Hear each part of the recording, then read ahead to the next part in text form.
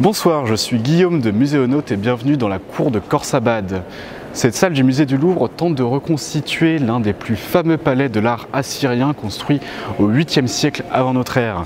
Il a été construit par un certain Sargon II dans le but de se légitimer et c'est pour ça qu'on a des immenses sculptures des fameux taureaux androcéphales ailés qu'on appelle des lamassous ou des chédous. Et ces taureaux sont le témoignage d'un art raffiné, d'un art monumental, d'un art politique aussi qui est fait pour impressionner le visiteur.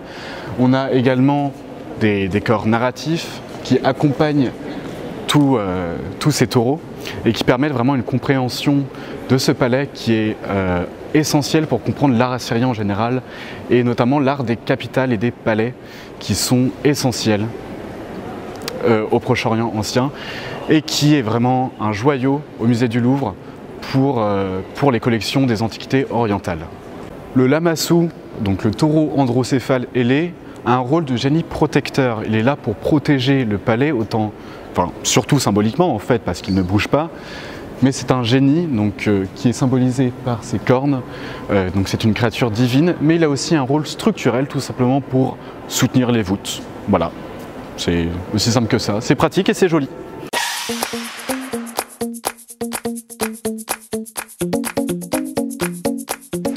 Bonsoir, bienvenue au musée du Louvre. Je m'appelle Hamza Touré et je suis musicien jazzman, saxophoniste.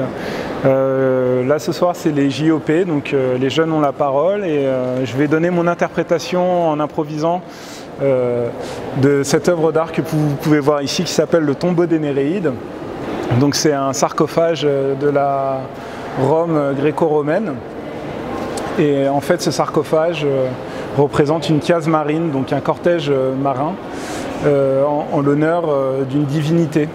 Et moi ce qui m'a plu ici, c'est de voir qu'il y avait des petits angelots qui représentent l'amour ici présent, ou on va dire des putos plutôt, qui jouent entre autres de l'olos ou ici du sitar. Et je me suis dit que dans ces célébrations, en fait, il y avait de la musique.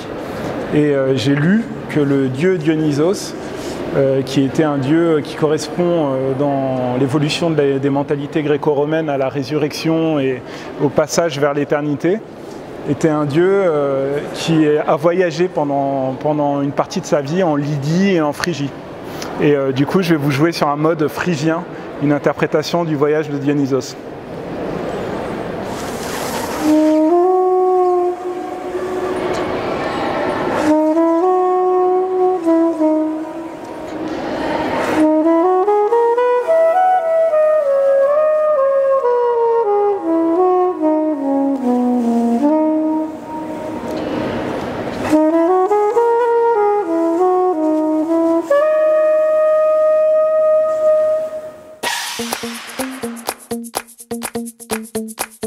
Alors, moi je suis de l'école vétérinaire de Maison Alfort et je vous présente en fait une œuvre de Guillaume Coustou, c'est les chevaux de Marly.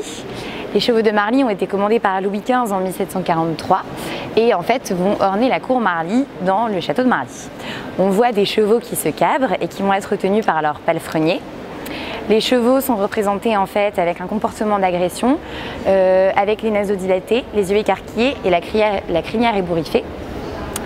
Cette agressivité, elle est assez bien visible et elle a été bien représentée, alors que les proportions en fait chez le cheval ne sont pas toujours assez fidèles, parce qu'à l'époque, on avait un petit peu du mal à représenter l'animal. L'animal était connu uniquement de façon descriptive et il n'était pas représenté de façon naturelle. Là, on n'a plus de référence allégorique, on a uniquement le cheval primitif qui est sans armes et qui est vraiment naturel et dans l'agression. Bonsoir, donc je suis étudiante à l'école vétérinaire de Maison Alfort. Je vais vous présenter une œuvre de Nicolas Coustou, c'est Méléagre tuant un sanglier. Donc cette œuvre n'est pas du tout portée sur la mythologie, bien que Méléagre soit un personnage de mythologie, mais sur la réelle scène de chasse. Donc on voit Méléagre, l'homme, tuant un sanglier aidé d'un chien. Donc le chien va alors saisir l'oreille. Donc on peut se demander si c'est plutôt pour aider l'homme à tuer par la suite le sanglier ou si c'est juste une sorte d'erreur commise par l'artiste car ils ne connaissent pas réellement la scène de chasse. Donc on voit le sanglier qui est représenté et par-dessus il va y avoir réellement un mouvement de l'homme qui est le mouvement de l'ingénieux, qui a été créé par Nicolas Coustou, qui va venir enjamber le sanglier et on a vraiment l'impression que celui-ci va fondre sur le sanglier. Au niveau du chien, on a une sorte de mélange entre plusieurs races du fait que à l'époque, l'artiste ne savait pas vraiment représenter les animaux.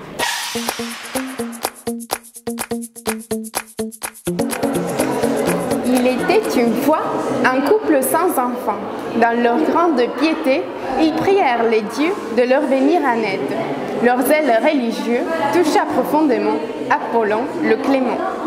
Le dieu de la musique, des chants et de la danse, parlant par la pitié, leur montra sa puissance.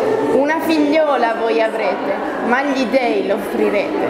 Tutta la vita danzerà, fino alla morte, quando gloria avrà. Une fille vous aurez, mais aux dieux vous l'offrirez. Toute sa vie elle dansera, dans la mort, gloire elle aura.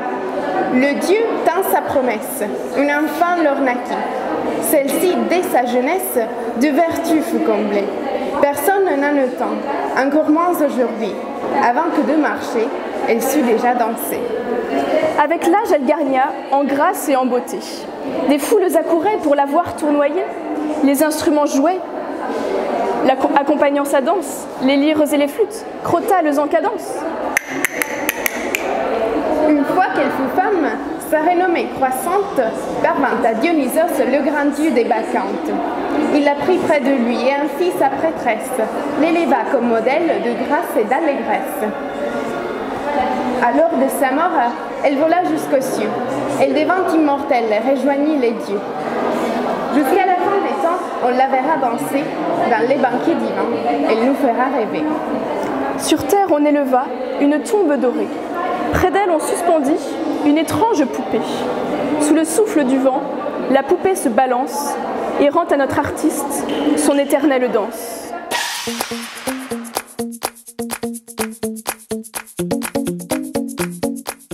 Donc, nous sommes étudiants en BTS Design de Communication Espace Volume à Évry-Courcouronnes. Donc on va vous parler de cette œuvre, c'est Bernardino Luini, c'est la décollation de Saint Jean-Baptiste, où en fait il s'agit d'une scène biblique où le Saint Jean-Baptiste a été décapité par le roi Hérode, enfin pour Salomé par le roi Hérode. Et donc du coup on a une scène particulièrement violente qui est décrite ici, mais qui est faite par l'artiste de manière parfaitement sereine finalement. C'est-à-dire qu'on a un tableau très calme, une composition très calme pour quelque chose qui est plutôt atroce.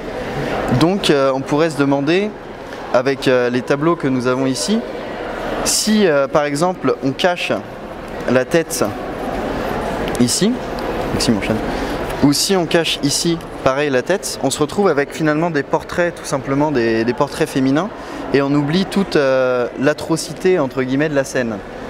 Et donc notre réflexion. Donc notre réflexion était, est-ce qu'on peut aussi bien voir la mort au travers d'un tableau ou au travers de la télévision ou même en réalité? Car en réalité, si on voit une décapitation, c'est horrible à voir. Alors que sur des tableaux, on arrive beau. Mieux à regarder. Et finalement, c'est beau. Ça peut en devenir beau. C'est ça qui est terrible, c'est qu'on peut rendre des choses horribles belles grâce à l'art.